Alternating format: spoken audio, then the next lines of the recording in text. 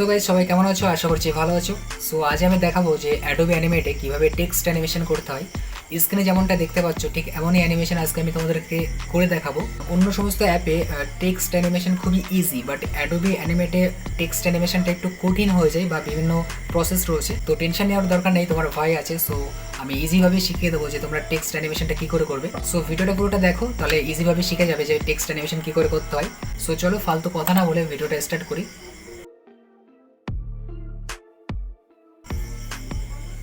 So first Adobe অ্যানিমেটটা open করবে, করার পর ফাইলে ক্লিক করবে, নিউতে ক্লিক করবে।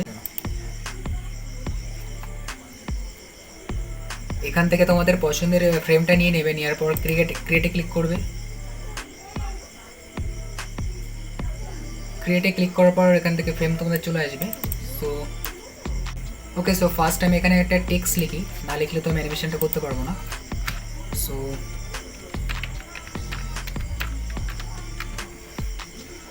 তো আমি এখানে ইউটিউবটা লিখলাম, লেখার পর এটাকে একটু বড় করে নিই, তাহলে বুঝতে সুবিধা হবে।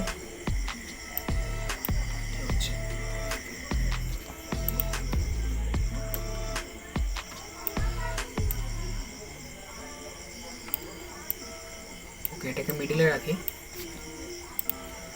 তো টেক্সট লেখার পর তোমরা এটাকে পুরো সিলেক্ট করবে। সিলেক্ট করার পর রাইট ক্লিক করবে, করার পর এখানে দেখবে ব্রেক এ পার্ট রয়েছে। সো ব্রেক এ পার্টে ক্লিক করবে। ব্রেক এ পার্টে ক্লিক করার পর দেখবে তোমাদের প্রত্যেকটা অ্যালফাবেট আলাদা আলাদা পার্টে হয়ে যাবে।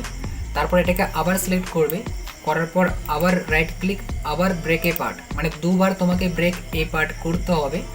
করার পর তোমরা ফ্রেমে চলে আসবে, তোমরা কত ফ্রেমে কাজ করতে চাচ্ছ সেই ফ্রেমটা এখান থেকে নিয়ে নেবে।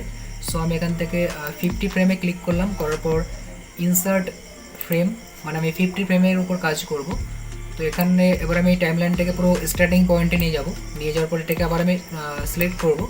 করার পর এটাকে সিলেক্ট করতে হবে কিন্তু, মানে টেক্সটটাকে সিলেক্ট করে রাখার পরে টাইম লাইনের ওপর রাইট ক্লিক করবে এবং এই টাইম লাইনটাকে কিন্তু স্টার্টিং পয়েন্টে রাখবে।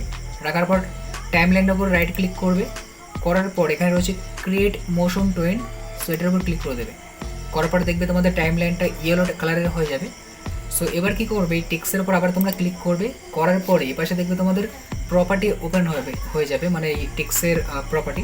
সো এখানে দেখবে কালার ইফেক্টস রয়েছে। সো এটাকে ক্লিক করবে, করার পর এখানে নান করা থাকবে। সো এটাকে ক্লিক করার পর দেখবে এখানে আলফা বলে একটা অপশান রয়েছে। সো এটার উপর ক্লিক করবে, মানে এখানে ক্লিক করার পর আলফা এই অপশানটাকে চুজ করবে। করার পরে আলফার এই যে পার্সেন্টেজটা পুরো 0 করে দেবে। ওকে, আর তোমাদের কিন্তু প্লে লাইনটা কিন্তু স্টার্টিং পয়েন্টে রাখবে। এবার এই প্লে লাইনটাকে তুমি এন্ড পয়েন্টে নিয়ে আসবে, মানে লাস্ট 50 ফ্রেমের কাছে। আনার পর আবার এই টেক্সটে ক্লিক করবে, করার পর দেখবে এই আলফা, মানে এই কালার এফেক্টে আবার চলে আসবে, এর প্রপার্টি এখানে চলে আসবে। সো আসার পরে আলফার যে 0% করেছিলে ওটাকে আবার তুমি 100% করে দেবে। দেওয়ার পরে সিম্পলি তুমি আবার ভিডিওটাকে অন করবে। তো দেখো আমাদের টেক্সট অ্যানিমেশন কিন্তু ক্রিয়েট হয়ে গেছে। তো এটাকে যদি এবার আমি মুভ করতে চাই, তো সেটাও কী করে করবে দেখো, এই টেক্সটটাকে তুমি সরিয়ে তুমি যে পর্যন্ত মুভ করবে সেখানে এনে ছেড়ে দেবে। দেওয়ার পর তুমি আবার প্লে করবে। তো দেখো এটা কিন্তু মুভও হয়ে যাচ্ছে। ওকে, তো খুবই সুন্দর অ্যানিমেশন, তোমরা এটা ক্রিয়েট করতে পারো। বিভিন্ন ধরনের ভিডিও এডিটিং এগুলো কাজে লাগে। সো তোমরা এভাবে অ্যানিমেশন করতে পারো। সো এই ছিল সিম্পল একটা ভিডিওটা কেমন লেগেছে অবশ্যই কমেন্টে জানাবে। আর ভিডিওটা ভালো লাগলে একটা লাইক করে দিও। সো দেখা হচ্ছে নেক্সট আরেকটা ভিডিওতে। সবাই ভালো থাকবে, সুস্থ থাকবে, টাটা বাই বাই।